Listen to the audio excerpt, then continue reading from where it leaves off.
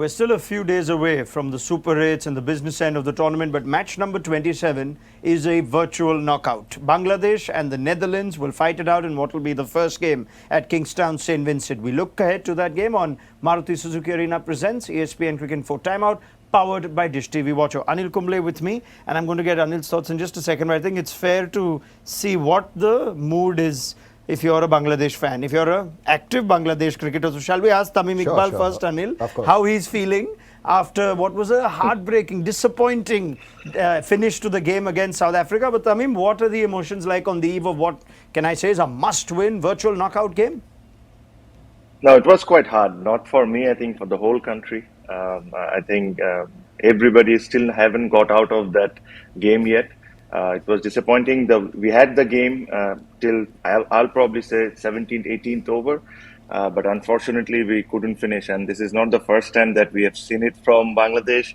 When I was also playing, when nowadays also, we somehow don't finish it well. So, anyways, that's gone. There's a new opportunity coming, and Netherlands has been quite a history with Bangladesh.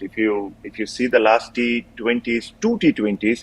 Both were extremely close games. One in Australia, and the other one, if I'm not wrong, in India. And one of the 2023 ODI game was won by Netherlands. So there's a small history. Yeah, there's a small history, and I think it will be a very, very interesting game.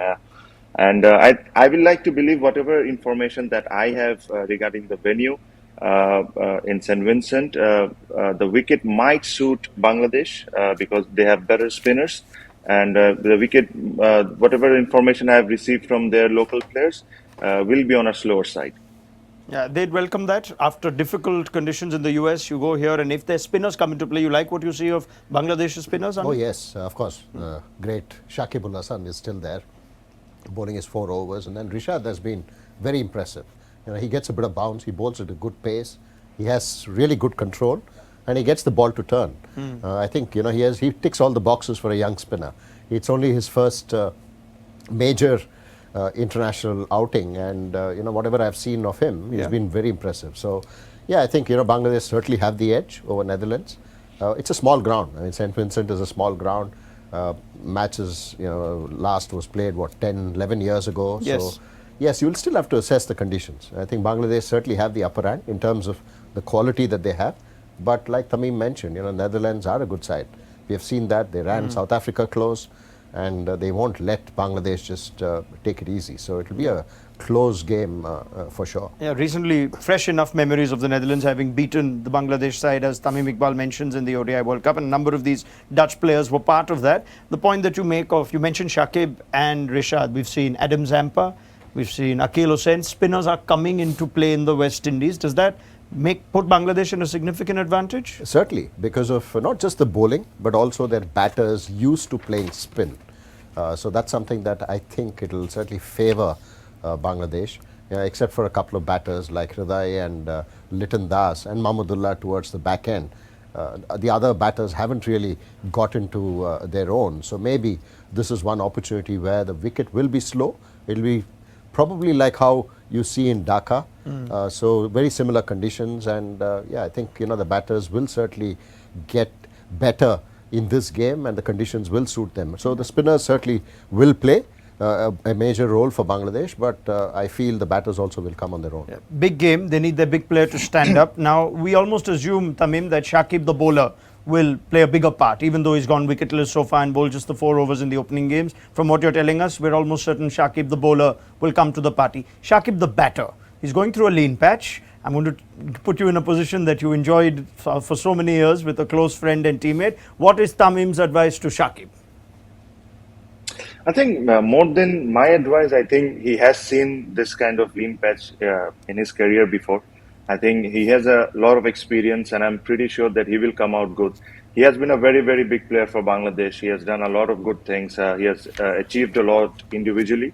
I think recently in the last 1 year, he has not been scoring that heavily. But I have all the belief in him that he will figure out a way where he can contribute with the bat and the ball both. All right. As we look at the Dutch batters, their challenge will be essentially that. The bowling has always won them games when they've upset a bigger nation, with due respect. But their batting, can it come to the party against this? Word of advice to a Dutch batting unit against a strong Bangladesh, not just spin, but even the pacers have looked good at what Tamim says is likely to be a helpful wicket for spinners. Yeah, I think they'll have to come out positive. You can't be sort of play the waiting game, especially when you're playing a team which is used to playing this format much longer than a Netherlands. So when you approach this kind of a game which is a must-win for both sides, whoever wins certainly have a very good chance of qualifying, or if not, definitely qualifying. So when you are under that kind of pressure, you just have to come out and you have nothing to lose. I mean, Bangladesh is under pressure here. They are the bigger team in this contest, so they will certainly be under pressure. The fans, you will certainly see a lot of Bangladeshi fans in St. Vincent than Netherlands. So the pressure from the fans on the Bangladesh players, Netherlands will have to utilize that and come out hard right in the power play, utilize that. They have the batting, certainly. Yeah. They certainly have a couple of really good batters who can put the pressure back on Bangladesh. Would you still call Bangladesh favourites going into this? Yes, I think so. I think Bangladesh certainly are favourites, but I still feel it will be a very close game. All right. Tamim, when it comes to pressure and the Bangladesh team, we tend to believe that pressure doesn't always bring out the best in them. What is your assessment of the temperament of this bunch? And it's a test for Najmul Hussain Shanto's captaincy early in his captaincy career to have his boys forget the last game, be ready for this one. How do you see them responding? I think I completely agree with Anil bhai. Bangladesh will be under a lot of pressure. This is because this is a game that it's a must-win game for them. Everybody back home, all the fans expect us to beat Netherlands, and I think the pressure will be 100% there. I think Bangladesh's main worry will be their captain, Netherlands captain. If I just talk about their batting, I think he's someone. Edwards, if I'm not wrong, his name is. He's someone who plays spin quite well. We have seen that in 2023 World Cup. He plays square of the wicket a lot. So Bangladesh spinner have to make sure that he's not playing too much on the square rather than trying to hit them on straight.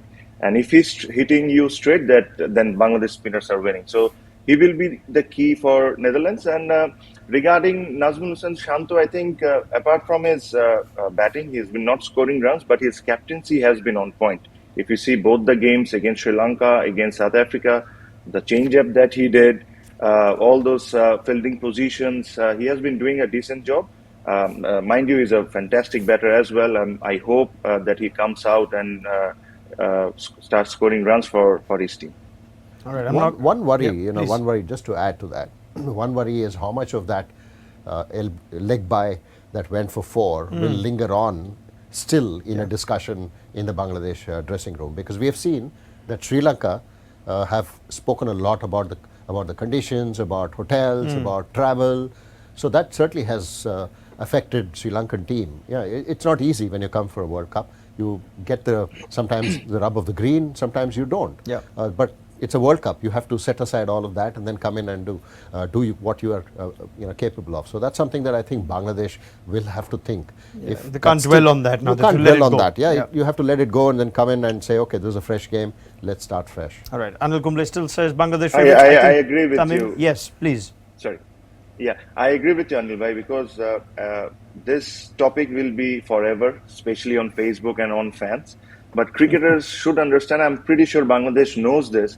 This rule was there before the game, and it could have been either way. So South Africa might be complaining about it if it happens to them, but we are there to speak about this rule should be there or not. But I strongly believe that players won't be thinking about it, and they should look forward to the next game.